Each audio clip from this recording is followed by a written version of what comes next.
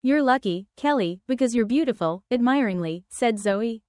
All the guys look at you only, and Marlon has been in love with you for a long time. Kelly was in complete agreement with her friend. She stood in front of the mirror and admired her beauty, a well-shaped figure, golden curls and wide-open blue eyes. No one could remain indifferent next to such a beauty. The girl smirked, realizing that the simple-looking Zoe would never be able to compete with her. Kelly turned to her friend, coquettishly twirling a curl around her finger. Oh, Zoe, don't exaggerate. Marlon is not my type, and he and I are only friends. You can have him for yourself, she snorted and laughed. But Zoe knew that she could not get Marlon so easily, especially since he secretly dreamed of Kelly, even though she did not consider him as her boyfriend and communicated with him only as a friend. All Zoe could do was to keep sighing in silence for him. After school, she went to study in the same city as Marlon, while Kelly went to study in another place, and she saw Marlon only on vacations.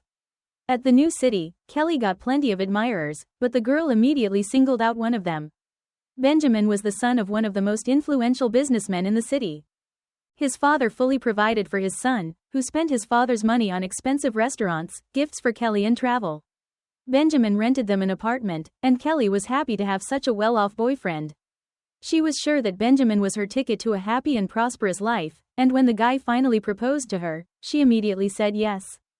To be sure, at first Benjamin's parents were not pleased with their future daughter-in-law from the village, but the girl used all her charm and cunning to please them. Kelly agreed with them in all things, made herself love what they loved, and even affectionately called Benjamin as his mother called him. So it wasn't long before Kelly became the most desirable daughter-in-law in the world to Benjamin's parents. So what if she is a country girl? The most important is that she loves our boy, admired the future in-laws. Soon there was a magnificent wedding. Zoe and Marlon were also invited, and the girl could not hide her joy. She understood that Marlon would now forget about Kelly, and she would have a chance to win his heart. When she caught the bride's bouquet, she had full confidence that soon she would have a wedding too. And indeed, after a while, Zoe and Marlon began dating. At the graduation year, Marlon proposed to Zoe. The girl agreed with pleasure, and the young couple began to prepare for their wedding, which they planned to play in their native village immediately after graduation. They invited everyone they knew to the party, and of course, first of all, they invited their favorite friend Kelly. Kelly arrived at the wedding a few days in advance. She was dressed up in expensive brand name clothes, and her sparking convertible literally screamed of her wealth. Kelly jumped out of the car and, staggering on high heels, hurried towards her smiling friends. Marlon, Zoe, she shouted joyfully, but then suddenly twisted her leg and collapsed right into Marlon's arms. Oh, it really hurts, cried Kelly. She tried to stand on her hurt leg, but immediately cried out in pain. Zoe, I'll take Kelly to her house, and then I'll be back, said Marlon to his future wife, easily picking up their friend in his arms. Zoe even felt proud of her fiancé at that moment, watching as a kind and strong Marlon rushed to help the poor girl. She offered to take Kelly to the medical office, but she protested and assured them that she would be much better at home. Zoe didn't argue, especially since she still had a lot of pre-wedding worries to deal with. Marlon was carrying Kelly to her house, while she snuggled up to him and dug her nose into his neck, feeling wild joy that her cunning plan had succeeded. Kelly had planned ahead both her fall in high heels and her painful trauma. And all this was because she had learned about Marlon and Zoe's wedding, and felt a burning jealousy. She felt so bad that she could hardly eat or drink. In her mind she could not understand how Marlon, who had been her faithful admirer for many years, could fall in love with such an ordinary girl as Zoe. Kelly decided to win back Marlon by all means, and it did not bother her at all that she was married herself. When Marlon brought Kelly home, he bandaged her leg and she suddenly offered him a little drink. After a glass of wine, Kelly started to cry. With tears in her eyes, she confessed her love for Marlon and told him that she did not want to lose him. Kelly, wait, but you had pushed me away when you married your Benjamin. With Benjamin, I am provided for all my life and I am not going to divorce him, but I have always loved only you, and I won't give you up to anyone else. You love me too, won't you admit it? You are right, I love you, confessed Marlon, and it suddenly dawned on him. So, are you offering to become lovers? Kelly only laughed in response, and pulling him to her, passionately kissed him. Marlon did not come home until the evening, and, to Zoe's surprised questions, he lied that a friend had caught him and asked him to help change the oil in the car. Zoe's heart ached and her imagination immediately drew an ugly picture.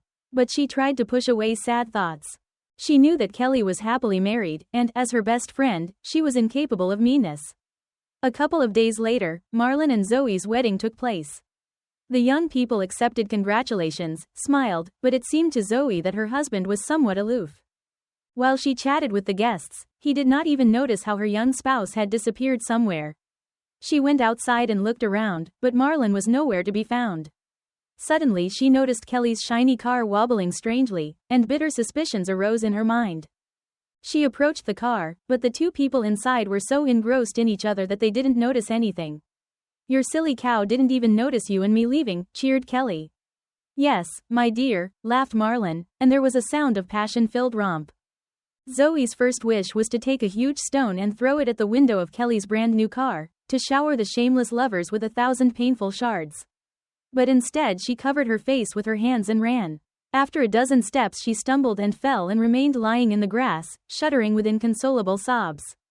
"Zoe, don't cry. He's not worthy of you," came a voice nearby, and someone's hands gently lifted her from the ground. "Hugo?" Zoe recognized a guy from her school. "And how do you know why I'm crying?" "What a secret. Kelly was a rat at school and still is. Not for nothing did I always put frogs in her school bag," laughed the man merrily. "So it was you," smiled Zoe through her tears. Hugo nodded proudly. Hugo was a year younger than Zoe and Kelly and was a known bully at school. "Do you want to make fun of them now?" winked Hugo. "I do," resolutely nodded Zoe, who suddenly felt calm and hopeful beside him, and she completely lost the desire to cry. Hugo immediately jumped on his scooter and, raising a cloud of dust, disappeared into the darkness. Zoe smiled and thought that Hugo was probably still the same prankster he had been in his school days. 10 minutes later the guy returned, sitting behind the wheel of a huge truck filled to the top with fresh manure. The smell was such that Zoe covered her nose with her hands, and Hugo, pulling up beside her for a second, shouted, "Now get your camera ready. You're going to shoot for history." Hugo slowly drove the truck up to the fancy convertible, just as Zoe's unfaithful husband and Kelly, having enjoyed each other, decided to head back to the wedding. They were just getting out of the car when, first class, according to Hugo, cow manure fell on their heads. The unbearable smell spread around and even the guests came out to see what was going on. Kelly was hysterical, trying to wipe the brown mud from her expensive suit, but it only penetrated deeper into the thin fabric. Marlon looked no better, but stood silent, and only Zoe was bursting out laughing, filming the whole scene on her smartphone. "This is for you, my dear lovers, from the silly cow," laughed Zoe. "Ooh, you wretch, you don't know who you're messing with. I'll sue you," squealed Kelly, wiping the muck from her golden curls. "I know exactly who you are, and I'll send your husband a video." "He should know too," said Zoe cheerfully. "Hugo, that was the best revenge ever," she shouted to the guy, sending him an air kiss.